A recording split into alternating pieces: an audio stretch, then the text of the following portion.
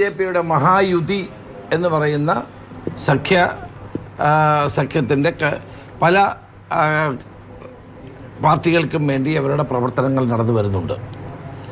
അപ്പോൾ BJPയെ സഹായിക്കുന്ന ഒരു PR ഏജൻസി എന്ന നിലയിലാണ് കൈസനെ ഇപ്പോൾ മഹാരാഷ്ട്രയിലും ഉൾപ്പെടെയുള്ള സ്ഥലങ്ങളിൽ അറിയപ്പെടുന്നത്. അങ്ങനെയുള്ള ഒരു ഏജൻസി എങ്ങനെയാണ് കേരളത്തിൻ്റെ മുഖ്യമന്ത്രിയുടെ PR ഏജൻസിയായി മാറുന്നത് എന്നാണ് അറിയേണ്ടതായിട്ടുള്ളത്. അങ്ങനെ ഏജൻസിയെ ഡെപ്യൂട്ടി ചെയ്യേണ്ട എന്താവശ്യമാണ് ഉണ്ടായിട്ടുള്ളത്?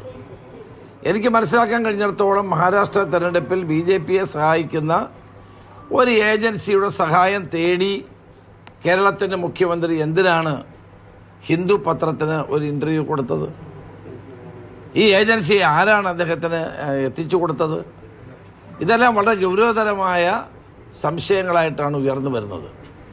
മാത്രവുമല്ല, ഇത് BJP പറയുന്ന ഭാഷയിലാണ് കേരളത്തിൻ്റെ മുഖ്യമന്ത്രി ഇപ്പോൾ സംസാരിക്കുന്നത്. BJPയുടെ വാദങ്ങളാണ് മലപ്പുറത്തെ സംബന്ധിച്ച് അദ്ദേഹം ഉയർത്തുന്നത്. കുറേ കാലങ്ങളായി BJP മലപ്പുറം ജില്ലയെയും മലപ്പുറം ജില്ലയിലെ ജനങ്ങളെപ്പറ്റിയും ആരോപിക്കുന്ന കാര്യങ്ങളാണ് മുഖ്യമന്ത്രി തൻ്റെ പത്രസമ്മേളനത്തിലും അതിനുശേഷവും പറഞ്ഞിട്ടുള്ളത്. മുഖ്യമന്ത്രി കൊടുത്ത അഭിമുഖത്തിന് ശേഷം അദ്ദേഹം തൻ്റെ പത്രസമ്മേളനത്തിൽ പറഞ്ഞ കാര്യങ്ങൾ കൂടി എടുത്തുകൊള്ളാൻ പറയുമ്പോൾ അത് വായിച്ചാൽ തന്നെ നമുക്ക് മനസ്സിലാകും.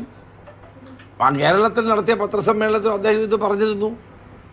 അപ്പോൾ വളരെ ബോധപൂർവമായി ഒരു ജില്ലയിലെ ജനങ്ങളെ മോശക്കാരാക്കുന്നതിനും ആ ജില്ലയെ ഇകഴ്ത്തി കാണിക്കുന്നതിനും വേണ്ടിയാണ് മുഖ്യമന്ത്രി ഈ പ്രസ്താവന നടത്തിയിട്ടുള്ളത്.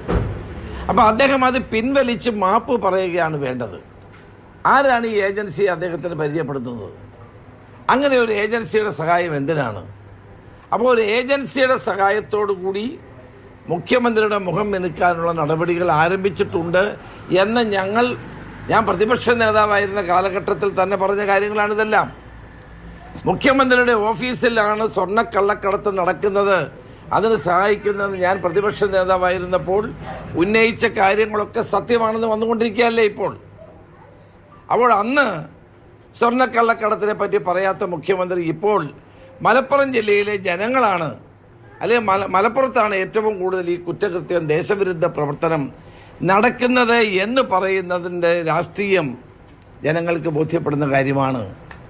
അപ്പോൾ ഒരു ജില്ലയെയും ആ ജില്ലയിലെ ജനങ്ങളെയും പൊതുസമൂഹത്തിൻ്റെ മുമ്പിൽ മോശക്കാരായി ചിത്രീകരിക്കുന്നതിനും അത് സംഘപരിവാറിൻ്റെ വാക്കുകൾ കടമെടുക്കുകയും ചെയ്യുന്ന മുഖ്യമന്ത്രിയുടെ ഈ നിലപാട് ഒട്ടും ശരിയല്ല. അദ്ദേഹം ഇത് പരസ്യമായി മാപ്പ് പറഞ്ഞത് പിൻവലിക്കുകയാണ് വേണ്ടത്. ഒരു ഏജൻസിക്ക് കേരളത്തിൽ എത്രയോ ദിനപത്രങ്ങളും വാർത്താമാധ്യമങ്ങളുമുണ്ട്. ആർക്കെങ്കിലും മുഖ്യമന്ത്രി അടുത്ത കാലത്തെങ്ങാണ് ഒരു ഇൻ്റർവ്യൂ കൊടുത്തിട്ടുണ്ടോ? അപ്പോൾ ഡൽഹിയിൽ ചെന്ന് ഹിന്ദു ദിനപത്രത്തിലൊരു PR ഏജൻസിയുടെ സഹായത്തോടു കൂടി ഒരു അഭിമുഖം കൊടുക്കുമ്പോൾ ആ അഭിമുഖത്തിനകത്ത് വന്ന കാര്യങ്ങൾ ഡൽഹിയിലിരിക്കുന്നവരെ അറിയാൻ വേണ്ടി കൂടിയല്ലേ? അത് നരേന്ദ്രമോദിയെയും സംഘപരിവാറിനെയും പ്രീണിപ്പിക്കാൻ വേണ്ടിയല്ലേ ഈ ഒരു അഭിമുഖം കൊടുക്കുന്നത്? കാരണം സംഘപരിവാർ ശക്തികൾ ഇത്രയും കാലം കേരളത്തെപ്പറ്റിയും മലപ്പുറത്തെപ്പറ്റിയും പറഞ്ഞ കാര്യങ്ങൾ തന്നെയാണ്